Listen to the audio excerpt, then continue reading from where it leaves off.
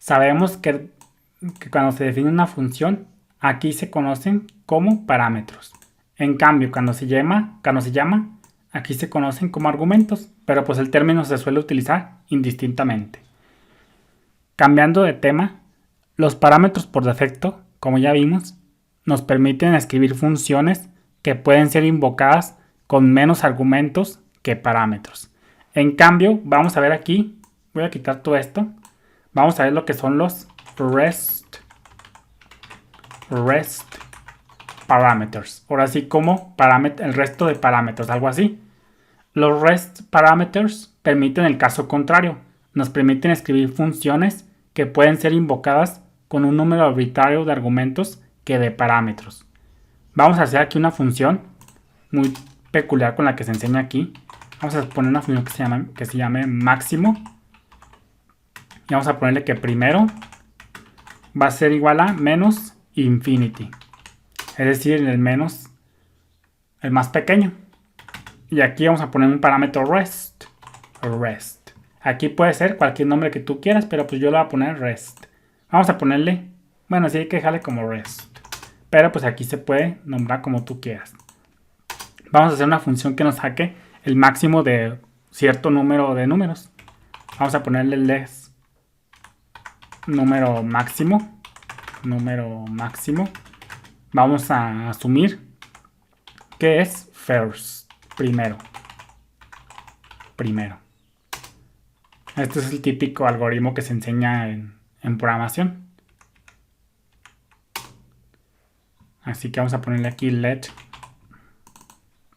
Vamos a ponerle número de rest. Y vamos a ponerle que si if número es mayor a número máximo, pues entonces número máximo va a ser igual a ese número. Vamos a procesar cada uno de los números. Y aquí, afuera del for, pues retornamos ese número máximo. Entonces aquí vamos a hacer lo siguiente. Vamos a ponerle let máximo va a ser igual a max. Y vamos a pasarle en este caso 999. Vamos a pasarle 25. Vamos a pasarle 1500. Vamos a pasarle 1. Vamos a pasarle 20. Vamos a pasarle 16. Entonces vamos a hacer un log máximo. Vamos a guardar. Vamos a recargar. Y fíjate cómo el máximo es 1500. Acá me andaba equivocando. Es número máximo y máximo. Entonces el máximo pues ya vimos que es 1500. Si le ponemos 8999, vamos a guardar. Vamos a recargar. Y fíjate cómo nuestro algoritmo está funcionando. Un REST parameter va precedido de 3 puntos. Y debe ser el último parámetro de una function declaration o de una expresión de función o de una raw function. Esta REST parameters funciona para cualquier tipo de función definida. Entonces siempre debe ser el último parámetro de una expresión que crea una función, ya sea una function declaration, una function expression o una raw function. Pero siempre debe de ser el último, sí o sí. Cuando se invoca una función con un REST parameter, los argumentos que se pasan se asignan primero a los parámetros que no son REST. Y luego los argumentos restantes, es decir, el resto de los argumentos, se almacenan en un array que se convierte en el valor de ese REST en cuestión.